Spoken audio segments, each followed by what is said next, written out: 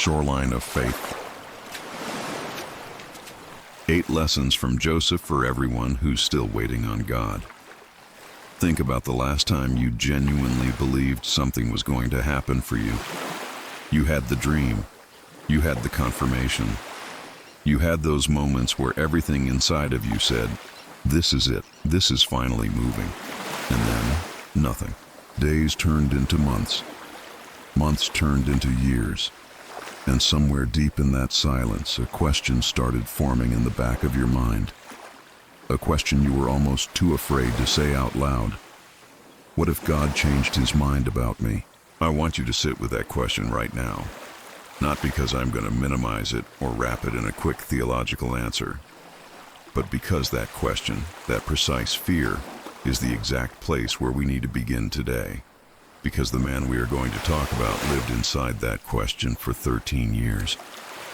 He just never had anyone to say it to. His name was Joseph. And if you think you already know this story, I want to respectfully ask you to set aside everything you think you know for the next 30 minutes. Because we are not here to talk about Joseph the hero. We are not going to spend this time celebrating the coat, the palace, or the moment the crowd bowed. We are going to talk about the Joseph that most people skip over. The 17-year-old who was thrown into a dry pit by the very brothers who shared his blood, while they sat down to eat a meal as if nothing had happened. That is where this story begins. Not at the throne, at the bottom of a hole in the ground. Because in my experience, and after years of walking alongside people in some of the most devastating seasons of their lives, I have learned one thing with absolute certainty. The version of Joseph's story that actually transforms people is never the version that starts at the end. It is always the version that starts exactly where you are right now. In the middle. In the silence. In the place where the promise feels distant and faith feels like a language you used to speak fluently but can barely remember. If that is where you are today, you are in exactly the right place. Over the next 30 minutes, we are going to walk through 8 lessons buried inside Joseph's life. Not the polished ones, not the ones that show up on inspirational calendars, the ones hidden in the uncomfortable parts of his story, the parts that most teachers rush past because they are hard to sit in. Each one of these lessons was born in a place Joseph never chose, never wanted, and never saw coming. And that is precisely what makes them so relevant to where you are sitting right now. Here is what I need you to understand before we go any further. Joseph's story is not primarily about how God rewarded a good man. It is about how God shaped a man through the very things that should have destroyed him. The pit was not an accident. The betrayal was not a detour. The prison was not a mistake. Every single one of those moments had a function. And by the time we reach lesson 8 today, I believe you are going to look back at your own timeline, at the things that felt like losses and delays and abandonments, and see them with completely different eyes. That is the promise I am making to you right now. Not a comfortable one, an honest one. So before we begin, here is the only thing I ask of you. Do not approach what follows as a Bible study or a sermon or a theological exercise. Approach it as a conversation, a real one, between someone who has studied this story for years and someone who is living their own version of it right now. Because somewhere between the pit and the palace, Joseph left behind something extraordinary. He left a map, a set of markers in the ground that say, "I was here, I felt this, I did not understand it either, and this is what I found on the other side." Today we find that map together. Genesis chapter 37, verse 24. His brothers threw him into the pit, and the text tells us something that most people read past without stopping. The pit was empty. There was no water in it. I want you to stay with that detail for a moment, because it matters more than it appears. An empty pit, no water, no sustenance, no resource. Just Joseph, alone, at the bottom of a hole, surrounded by silence and the sound of his own breathing. And I want to ask you something honest. When was the last time your life felt like that? Not dramatically empty, just quietly, stubbornly, persistently empty. Like something was supposed to be there and is not. Like you reached for what you expected to find and your hand closed around nothing. Most people read about the pit and feel sorry for Joseph.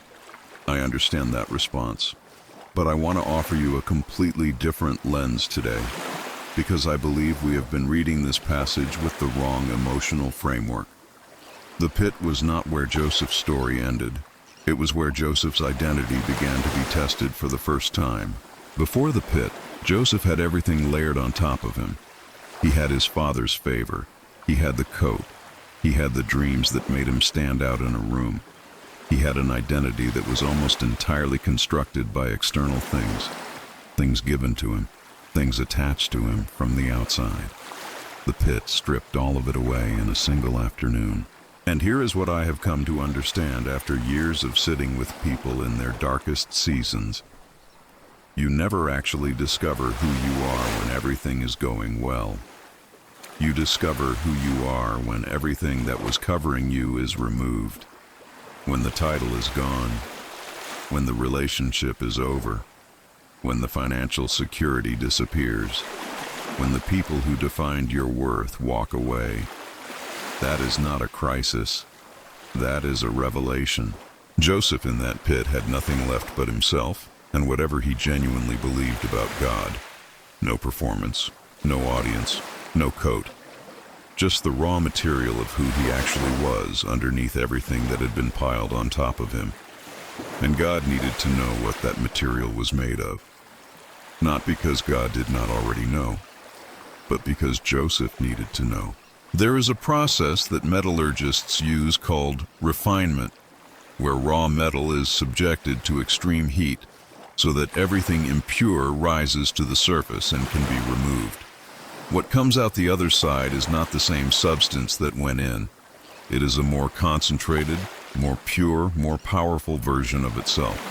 The pit was Joseph's first refinement chamber, and I want to say something to you directly right now. If you are in a season where everything feels stripped down, where the things that once defined you are gone or shaking, where you feel like you are sitting in an empty space with no resources and no clear way forward, I need you to hear this. God does not put people in empty spaces to abandon them. He puts them in empty spaces to reveal them, to themselves first, and then to the world. The pit was not the end of Joseph's calling. It was the beginning of his formation. And there is a critical difference between those two things that changes everything about how you interpret the season you are currently in.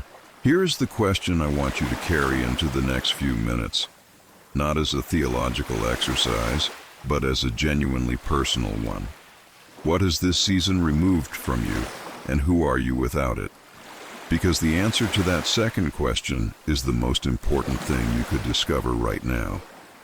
Joseph survived the pit, not because he was strong, because he was being made strong by the very thing he was surviving. And the moment he was pulled out of that pit and sold to strangers heading toward Egypt, he had no idea that what felt like the worst day of his life was actually the first step of a journey that would position him to save an entire generation. But before we get to what Egypt taught him, I need to tell you something about the people who put him in that pit in the first place. Because what God did with his betrayers is one of the most disorienting and powerful truths in this entire story. Or lesson 2, God used the people who hurt you to root you. Genesis chapter 37, verse 28. The price was 20 pieces of silver. That was what Joseph's brothers agreed on. 20 pieces of silver for a 17-year-old boy who had done nothing to them except exist in a way that made them uncomfortable. And they sold him to strangers, heading in a direction he had never chosen, toward a life he had never imagined, away from everything and everyone he had ever known. Now I need to ask you something, and I want you to answer it honestly, not in your head with the polished theological version, but in the place where you actually live. Is there someone in your life who derailed you? someone whose decision, whose betrayal, whose abandonment, whose words or whose actions sent your life in a direction you never would have chosen for yourself. Maybe it was a person who was supposed to protect you and did not. Maybe it was a partner who left. Maybe it was a colleague who sabotaged you.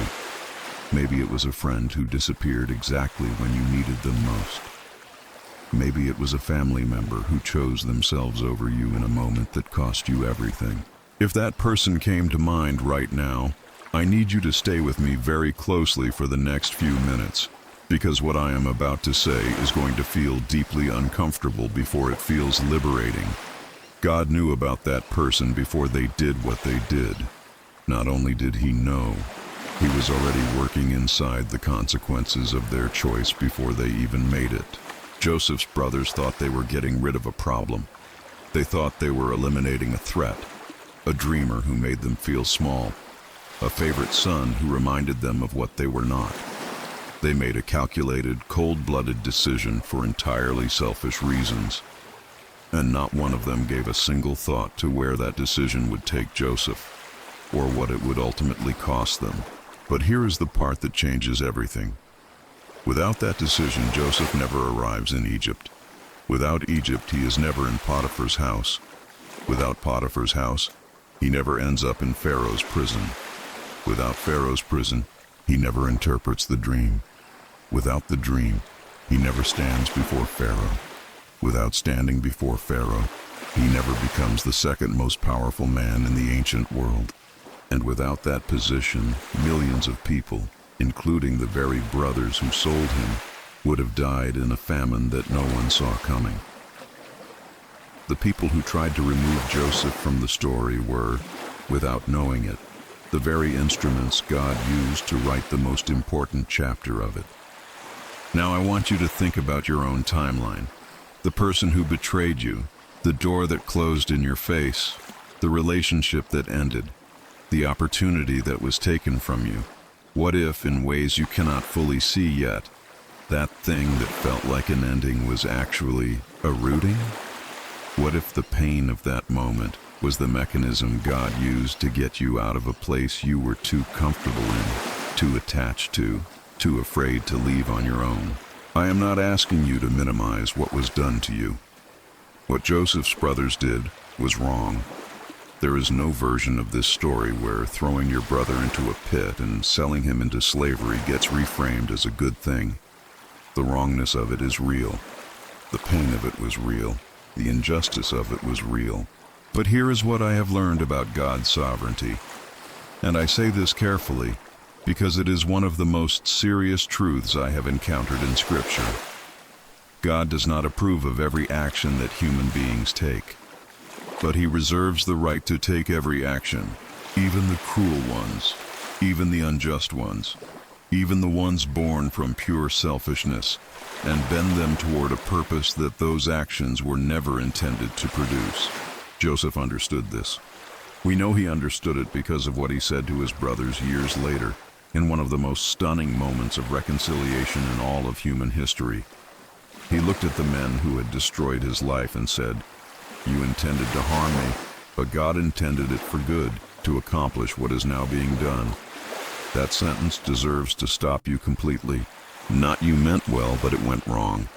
Not "I forgive you even though you ruined me." But "you intended harm. God intended good." Both things were true at the same time.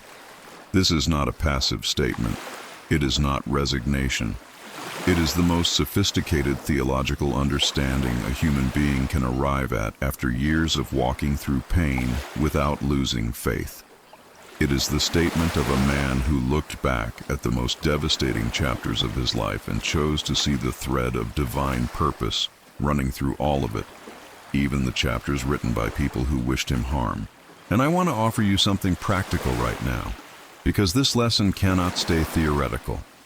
Forgiveness, in the framework of Joseph's life, was never about excusing what was done to him. It was about refusing to let what was done to him become the thing that authored his future. The brothers made a choice about his past. Joseph made a choice about his future, and those were two entirely separate decisions. The person who hurt you made a decision about your past. But you are the one who decides whether that decision gets to write your next chapter. Here is what I want you to carry forward from this. The betrayal in your story is not evidence that God lost track of you.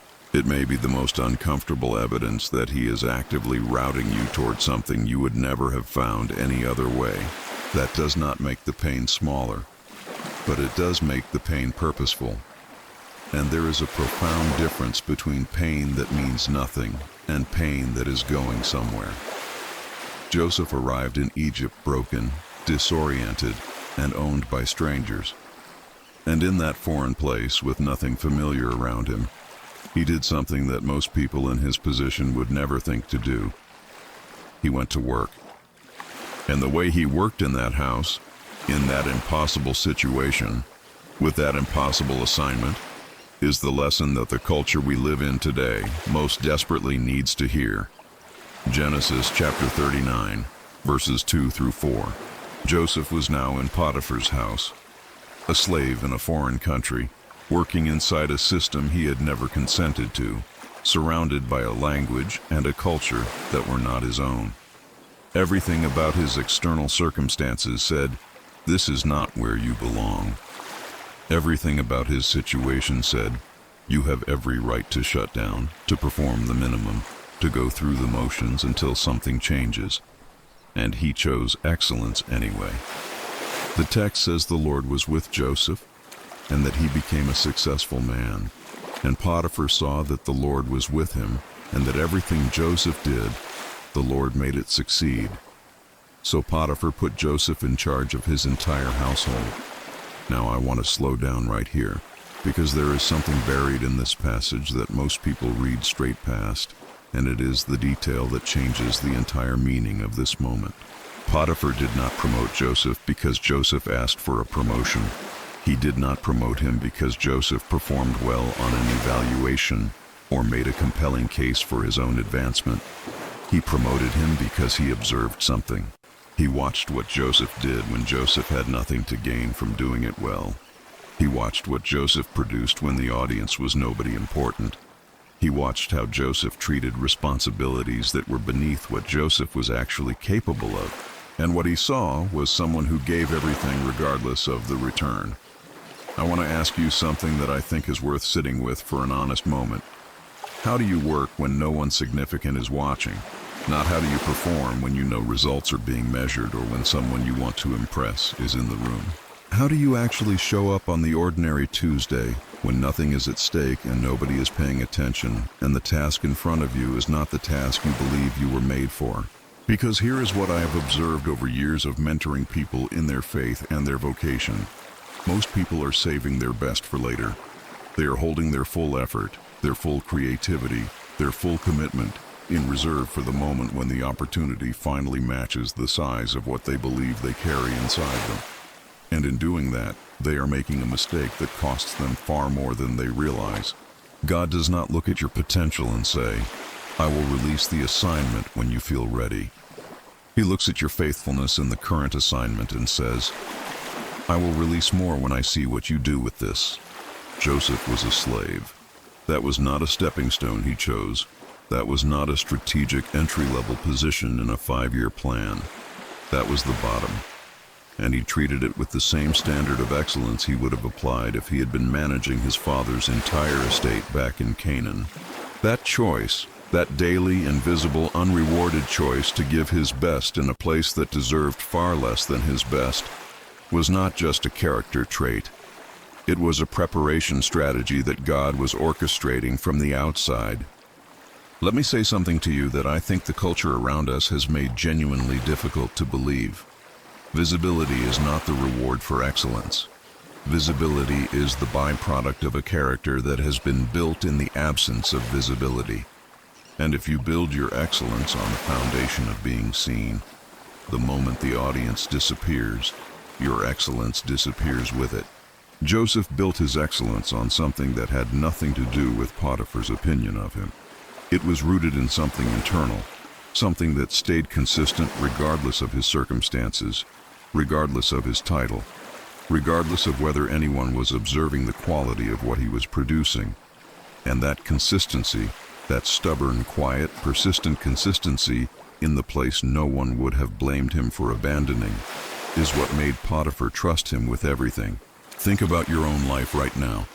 The place you are in, the assignment that feels too small for you, the role that does not match what you believe your ceiling is. Are you giving it everything? Are you treating it with the same standard you would apply to the opportunity you are actually praying for? Because the opportunity you are praying for requires a character that can only be built in the opportunity you are currently in. Joseph did not arrive at the palace carrying potential. He arrived carrying a proven record, built in the most unglamorous conditions imaginable, that demonstrated he could be trusted with anything. But just when it looked like things were finally stabilizing for him, just when the trajectory seemed to be turning upward, something happened that destroyed everything he had built. Something that came from inside Potiphar's own house. Something he never saw coming and could not have prevented. And what Joseph did in that moment, the choice he made when keeping his integrity meant losing absolutely everything, is the lesson that I believe will hit the closest to home for most people watching this today. Genesis chapter 39, verses 7 through 12. Potiphar's wife wanted Joseph, and she was not subtle about it. The text does not soften this moment or dress it up in polite language. She looked at him and said, "Lie with me." Direct, unambiguous, an offer that came with an implied guarantee of safety, of continued favor, of a life made considerably easier inside a house where Joseph had already proven himself indispensable. And Joseph said no. Now, before we go any further, I need you to understand the full weight of what that refusal cost him. Because we tend to read this story knowing how it ends, and that knowledge quietly strips the tension out of this moment in a way that does not serve us. Joseph was a slave. He had no legal standing, no rights, no recourse, and no protection. Potiphar's wife was not just a woman making an inappropriate request. She was one of the most powerful people in Joseph's immediate world. Saying yes would have secured his position. Saying yes would have kept his life manageable. Saying yes would have been the rational, self-preserving, entirely understandable thing to do. And he walked away. Not once. The text tells us she spoke to him day after day. This was not a single moment of temptation that Joseph navigated cleanly and moved on from. This was a sustained, repeated, relentless pressure applied to a man who had already lost everything once and was being offered a way to keep what little stability he had found. And every single day, he chose his integrity over his comfort. I want to stop here and say something that I think is important to say plainly. We have constructed a culture, both inside and outside the church, that talks about integrity as though it is a value that costs nothing. We celebrate it in theory while quietly negotiating with it in practice. We admire it in other people while telling ourselves that our particular situation is different, that the stakes in our case are just a little too high, that the compromise we are considering is smaller than it appears. Joseph's situation was not theoretical. The stakes were not abstract, and the compromise being offered to him was not small. It was an exit ramp from an extraordinarily difficult road, presented by someone with the power to make his life significantly better or dramatically worse, depending on his answer. He still said no. Every day he said no. And then one day, when the house was empty and she grabbed his garment and the pressure reached its most intense point, he did not stop to calculate the cost. He did not weigh his options or run a mental risk assessment. He left his garment in her hand and ran. He ran. That single detail tells you everything you need to know about how Joseph understood the nature of temptation. He did not try to manage it. He did not try to reason with it or negotiate a middle position. He removed himself from the situation completely, even at the cost of leaving behind something that would later be used as evidence against him. And it cost him everything. She lied. Potiphar believed her. Joseph went to prison. Here is the truth that this moment forces us to confront. Doing the right thing does not always produce an immediate good outcome. Sometimes doing the right thing produces an immediate catastrophic outcome. And the question that this reality places in front of every person who is genuinely trying to live with integrity is this: do you believe that the character you protect today is worth more than the comfort you sacrifice to protect it? Because here is what I know with absolute certainty after studying this story and after walking alongside people in their hardest moments. The compromise that feels small in the moment never stays small. It grows. It takes up space. It becomes the thing you have to manage, the secret you have to maintain, the version of yourself you have to keep hidden. And over time, the energy required to sustain that hidden version of yourself costs far more than the thing you avoided losing by compromising in the first place. Joseph lost his position. He lost his freedom. He went from Potiphar's most trusted servant to a prisoner in a single afternoon on the basis of a lie he had no power to disprove. But he kept the one thing that no circumstance, no accusation, and no injustice could take from him. He kept his conscience clear before God, and that is not a small thing. In the economy of God, that is everything. I want to ask you directly right now, is there an area of your life where you are tolerating something you know you should not be tolerating? Not a dramatic, obvious compromise, but something quieter, something you have normalized over time because the alternative felt too costly? A conversation you are not having, a boundary you are not holding, a standard you have quietly lowered because maintaining it required more than you felt ready to give. Joseph's life asks you a simple question. What is your integrity actually worth to you? Not in theory, in the currency of what you are willing to lose to keep it. He paid with his freedom, and God honored the payment in ways Joseph could not yet see from the floor of a prison cell. Because that prison, that dark, unjust, undeserved confinement, was not the end of Joseph's story. It was the beginning of a chapter that would teach him something that no amount of freedom and comfort could ever have produced in him. And what he learned in that prison, in that impossible, closed off, stripped down place, is the lesson that I believe will reframe everything about the season you are currently walking through. Genesis chapter 39, verses 20 through 23. Joseph was now in prison, not a season of inconvenience, not a temporary setback. An Egyptian prison, in the ancient world, was a place where people went and did not come back from. It was not a facility with a rehabilitation program or a release date printed on a document. It was a hole, a forgotten place designed to remove people from the story entirely, and Joseph had done nothing to deserve it. I want you to hold that reality without rushing past it, because it matters enormously to what this lesson is actually about. Joseph was not in prison because he had made a mistake. He was not in prison because he had miscalculated or compromised or taken a wrong turn. He was in prison because he had done everything right. He had protected his integrity, refused the compromise, honored God in the most difficult moment of his life up to that point, and the direct consequence of that faithfulness was incarceration. If there is a harder theological pill to swallow than that one, I have not found it. And yet the text says something that should stop every single person reading it cold. Even in prison, the Lord was with Joseph. Even in prison, he showed him steadfast love. Even in prison, he gave him favor in the sight of the keeper of the prison. And the keeper of the prison put everything in the prison under Joseph's authority. I want to ask you something that I think is worth sitting with for a long moment. What is the prison in your life right now? Not necessarily a physical one.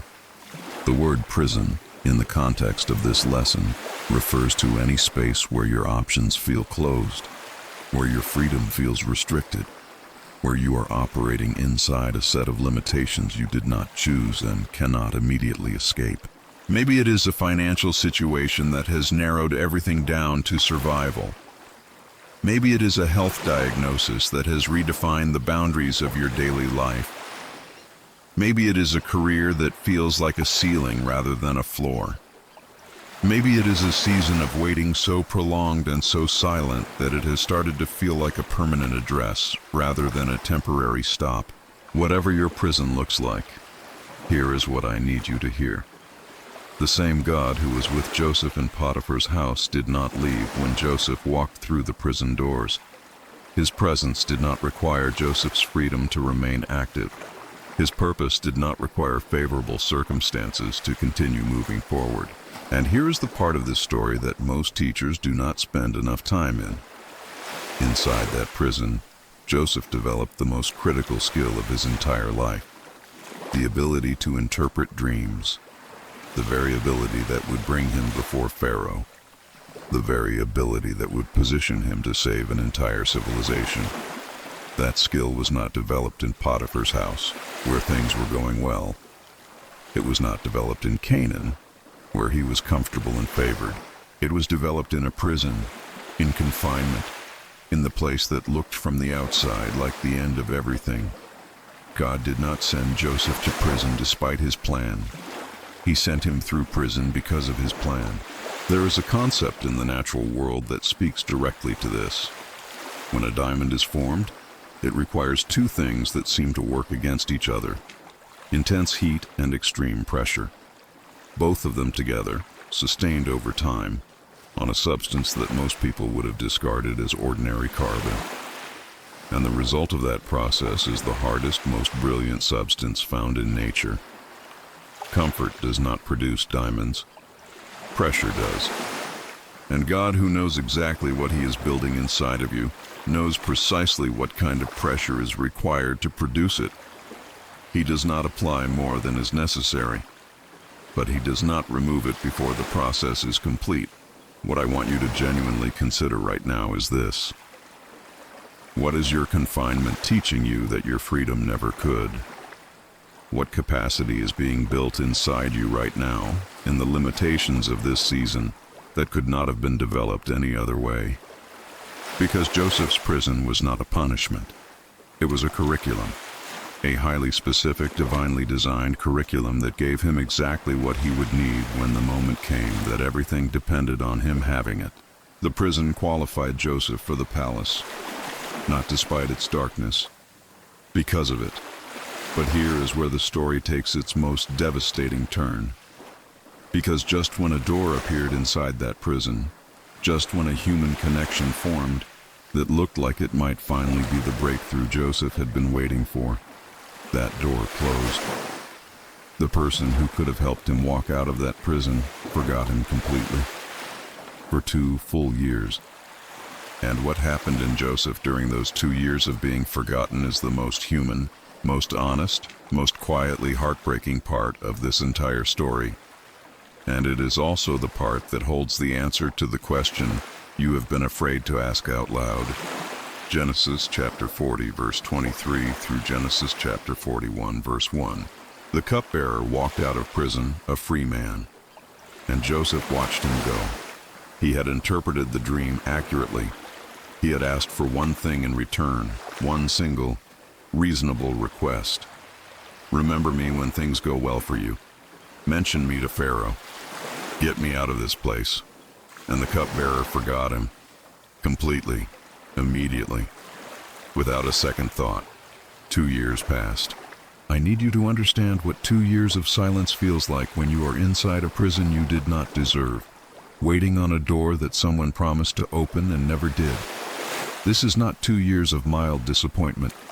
This is 730 days of waking up in the same place, with the same walls around you, carrying the same promise that has not moved, watching the same ceiling, asking the same question with diminishing energy each time you ask it. Did God forget me too? That question is not a sign of weak faith. It is the most honest prayer a human being can pray when the silence has gone on long enough. And I want to say something to you right now that I mean with everything in me. If you have prayed that prayer, if you have sat in the dark of your own version of this season and whispered that question into the silence, you are not failing at faith. You are doing exactly what every person who has ever walked a long road with God has done at some point along the way.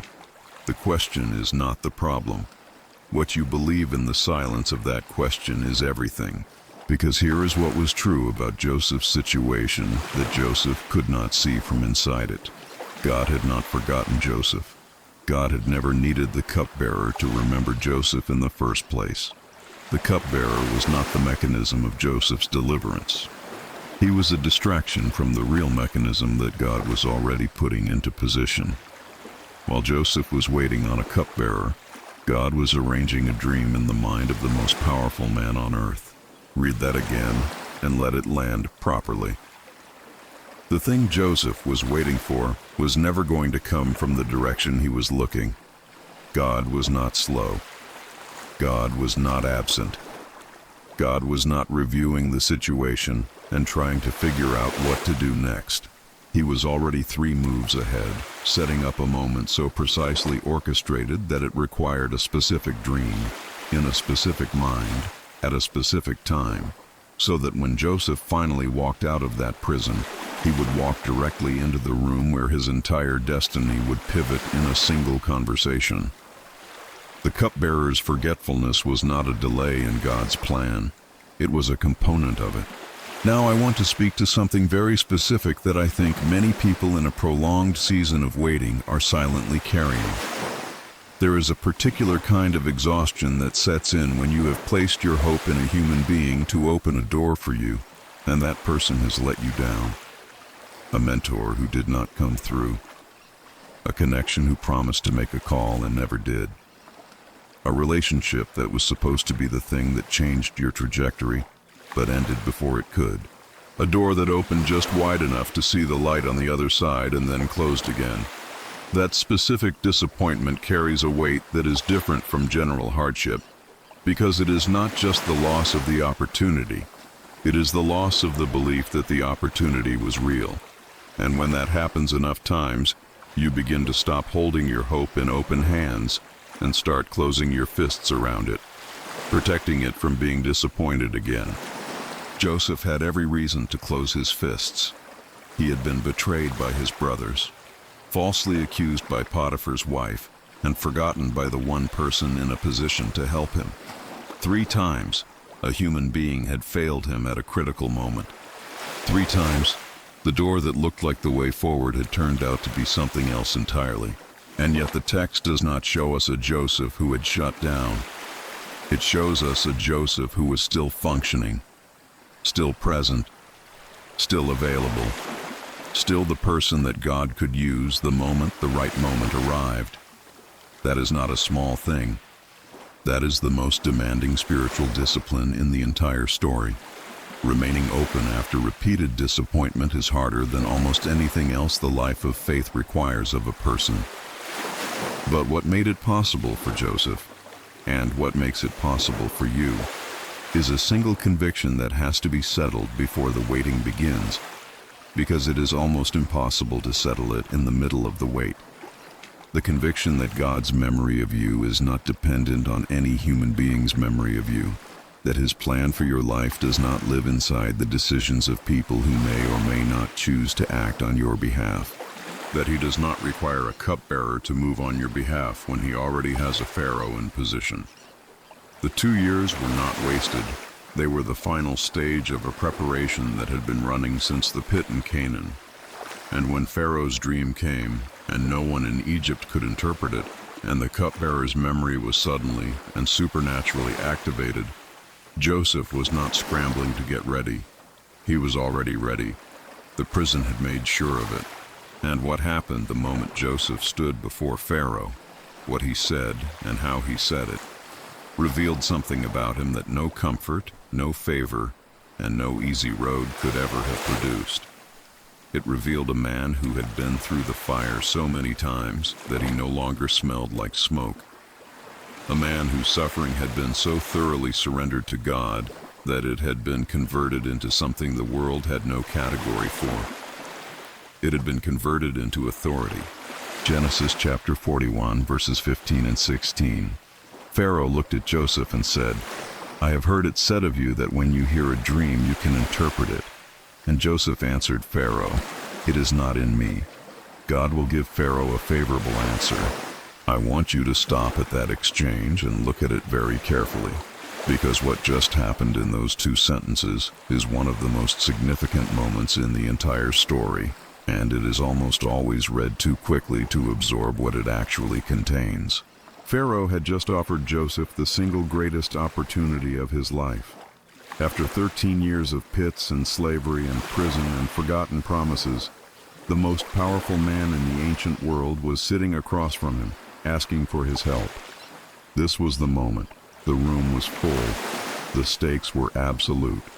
And the very first thing Joseph did with that moment was redirect all of it away from himself and point it directly toward God.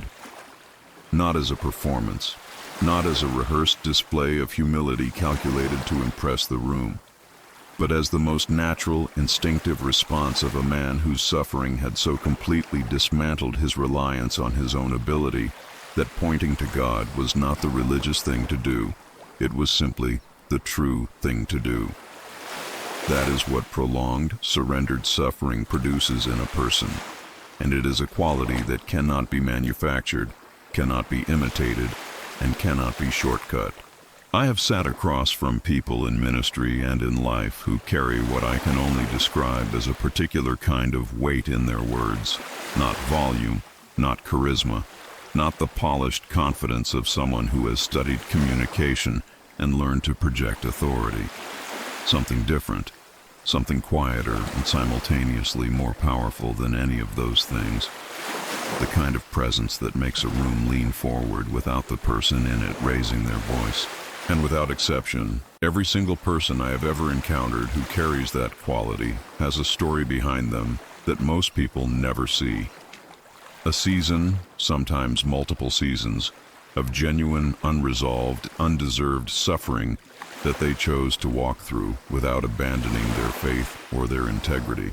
Not perfectly, not without questions or anger or moments where the whole thing felt impossible, but they walked through it. And on the other side, something had been deposited in them that the easy road simply cannot produce. Joseph walked into Pharaoh's throne room carrying 13 years of that. 13 years of having been reduced to nothing and choosing to remain faithful in the nothing. 13 years of building excellence in invisible places, protecting his character under impossible pressure, and holding on to a promise that had not shown any signs of arriving. And when he opened his mouth, Pharaoh heard something that none of his magicians, none of his wise men, none of the educated, privileged, externally credentialed people in his entire court had been able to offer him. He heard clarity. He heard certainty. He heard a man who was not performing knowledge, but speaking from a depth that could only have been excavated by genuine experience. That is what I mean when I say that the pain you did not waste gave you authority to speak. Not permission to speak. Authority. The kind that does not require a title because it is evident in the room before a word is said. Here is the distinction I want to draw very carefully, because I think it is one that gets blurred in conversations about suffering and purpose. There is a difference between pain that produces bitterness and pain that produces authority. And the difference is not in the intensity of the pain, it is in what you do with it while you are inside it. Bitterness is what happens when you hold your pain and refuse to let God touch it. When you carry it as evidence of what you were owed and did not receive. When you use it as the primary lens through which you interpret every new experience, every new relationship, every new opportunity that comes toward you. Pain held that way does not build authority. It builds walls. And eventually, the person behind those walls becomes unreachable, not just to other people, but to the very God they are angry at. Authority is what happens when you bring your pain to God repeatedly, honestly, without the polished version, without the theological packaging, and say, I do not understand this. It is heavier than I can carry alone. And I am choosing, not because it is easy, but because I have no better option, to trust that you are doing something in this that I cannot yet see. Joseph did not arrive at Pharaoh's throne room having never asked hard questions of God. He arrived having asked them and kept walking anyway. And that combination, raw honesty with God plus continued faithfulness despite unresolved pain, is the specific formula that produces the kind of authority that changes rooms. I want to ask you something personal right now. The pain that you are carrying, the season that has cost you more than you thought you had to give, the chapter of your story that you would not have written for yourself in 1,000 years. What are you doing with it? Are you holding it closed, protecting it from God because somewhere inside you are not sure He deserves access to it after everything that has happened? Or are you bringing it to Him, even imperfectly, even with anger still attached to it, and allowing Him to do what only He can do with the raw material of human suffering? Because Joseph's greatest credential when he stood before Pharaoh was not his ability to interpret dreams. It was the evidence, visible to anyone paying attention, that he had been through something real and had not been destroyed by it. That he had been refined rather than consumed. That the fire had produced something rather than simply leaving ash. That is a credential no school can issue. No connection can grant it. No favorable circumstance can produce it. It can only come from the place Joseph had just walked out of, and what he did with the authority that suffering had given him. The decision he made when power was finally placed in his hands after 13 years of having none, is the lesson that brings everything we have covered today to its most important and most demanding conclusion. Because the palace was not the reward at the end of the story. It was the beginning of the most critical responsibility Joseph had ever been handed. And what he chose to do with it will challenge everything you currently believe about the purpose of your own waiting. Genesis chapter 41, verses 39 through 41, and Genesis chapter 45, verses 5 through 7. Pharaoh took his signet ring off his own finger and placed it on Joseph's hand. He dressed him in garments of fine linen. He put a gold chain around his neck. He gave him authority over all of Egypt, second only to Pharaoh himself. Every door in the most powerful nation on earth was now open to the man who had spent 13 years walking through doors that closed. And if this story were about Joseph, that is where it would end. The man who suffered got everything he deserved. The faithful servant was finally rewarded. The dreamer reached the throne. Roll the credits. But the story does not end there. And the reason it does not end there is the most important thing I want to leave with you today. Because 2 years into Joseph's reign, the famine began. And it was not a local inconvenience. It covered the entire region. Every surrounding nation felt it. And people began to come to Egypt from everywhere, desperate, depleted, out of options, with nothing left to offer except their need. And among those people one day came a group of men from Canaan, 10 of them, brothers. The same brothers who had stood at the edge of a pit 22 years earlier and negotiated a price for a 17-year-old boy they were supposed to protect. They stood before Joseph and bowed. The dream had come true, exactly as God had shown it to Joseph decades before. The sheaves of his brothers bowing down to his sheaf. He was looking at the fulfillment of the promise he had carried through every pit and every prison and every forgotten year. And he had the power to destroy every single one of them. He had the legal authority, the political position, and frankly the completely understandable human motivation to look at the men who had ruined his life and repay every ounce of what they had taken from him. Nobody in that room would have questioned it. Nobody in Egypt would have stopped it. By every standard of justice that existed in that world, he would have been entirely within his rights. He wept instead. He wept, and then he said something that I believe is the most theologically loaded sentence in the entire story of Joseph. He looked at his brothers, the architects of his suffering, and said, "Do not be distressed or angry with yourselves because you sold me here. God sent me before you to preserve life." God sent me before you to preserve for you a remnant on earth and to keep alive for you many survivors. God sent me before you to preserve life. Not you tried to destroy me and failed. Not I survived despite what you did to me. But God sent me here with intention, with purpose, ahead of the crisis so that when the crisis arrived, there would be someone in position to respond to it. Joseph understood something in that moment that very few people arrive at, and that I believe is the final and most important truth this entire story has to teach. His suffering was never primarily about him. His preparation was never primarily about him. His promotion was never primarily about him. Every single thing he had walked through had been building toward a moment of service that was so much larger than his own comfort, his own vindication, his own story, that the only way to understand it properly was to take himself out of the center of it entirely. The palace was not the reward for Joseph's faithfulness. The palace was the platform from which Joseph's faithfulness would do its most important work. And there is a difference between those two things that changes everything about how you interpret the purpose of your own waiting. Most people approach their season of waiting with a question that sounds like this: God, when are you going to do something for me? And that is not a wrong question. It is a deeply human one. But Joseph's life suggests that the more accurate question, the one that aligns with how God actually operates, sounds more like this: God, what are you building in me and through me that this world is going to need when I arrive? Because the palace did not exist for Joseph. Joseph existed for the moment the palace would be needed by everyone else. Think about your own life right now, the thing you are believing for, the position you are waiting to reach, the door you are asking God to open. Have you considered who is on the other side of it?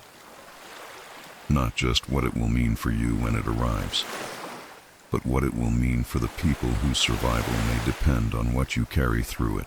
I am not asking you to minimize your own needs or to spiritualize away legitimate desires. Joseph had real needs. He had a real dream. He had a real calling that was specific to him and not interchangeable with anyone else. But the full weight of that calling only became visible when it was placed in the service of something larger than himself. Your waiting is not a holding pattern. It is a formation process, and what is being formed in you is not just for you. It never was. The people who need what God is building in you right now do not yet know they need it. Some of them have not yet encountered the crisis that will make them desperate for exactly what you are carrying. But God knows, and He is not slow. He is precise. Joseph was in place before the famine arrived. Not during it, before it. Which means the preparation had to be completed before the need became visible. Which means the timeline that felt like abandonment was actually advancement toward a moment of impact that Joseph could not yet see from inside his prison cell. Finally, here is what I want you to take from Joseph's story today. Not as an inspiring idea, but as a genuine reorientation of how you understand the season you are in. The waiting is real. The pain is real. The silence is real. The questions you are carrying are legitimate, and God is not offended by them. But the waiting has a direction. The pain has a function. The silence has a work inside it that noise would interrupt. You are not forgotten. You are not behind. You are not the exception to the pattern that runs through the life of every person God has ever used significantly in this world. You are in the middle of the story, and the middle is not where God does His least important work.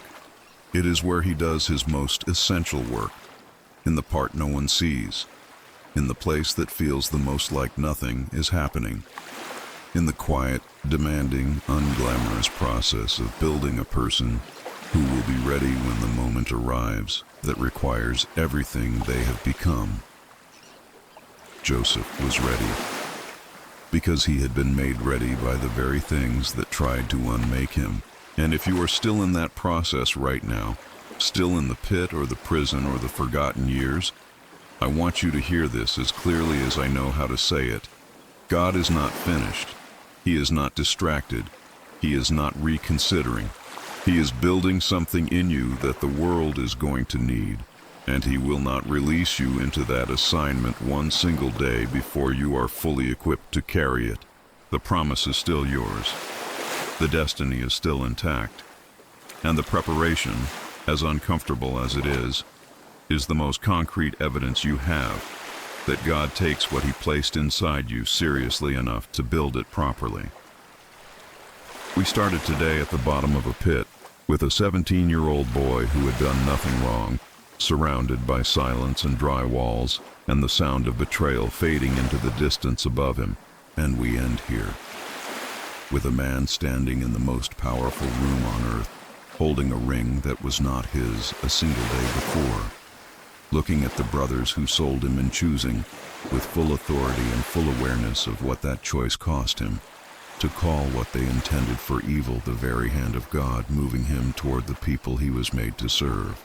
That arc, from the pit to that moment of grace, was not luck. It was not karma. It was not the natural reward of a man who stayed positive and kept his head down. It was the intentional, costly, specific work of a God who does not waste a single chapter of the stories He writes. Not the painful ones, not the silent ones, not the ones that made no sense while they were being lived. Every pit had a purpose. Every prison had a curriculum. Every forgotten year was a year God was building something in Joseph that comfort never could have produced. And the palace, when it finally came, was not the destination. It was the deployment. I want to leave you with something that is not a summary and not a list. It is a question. One question. The question that I believe Joseph's life, in its entirety, is asking every single person who encounters it. What if nothing that has happened to you has been wasted, not minimized, not explained away, not wrapped in a theological bow that makes the pain smaller than it actually was, but genuinely, purposefully, sovereignly used?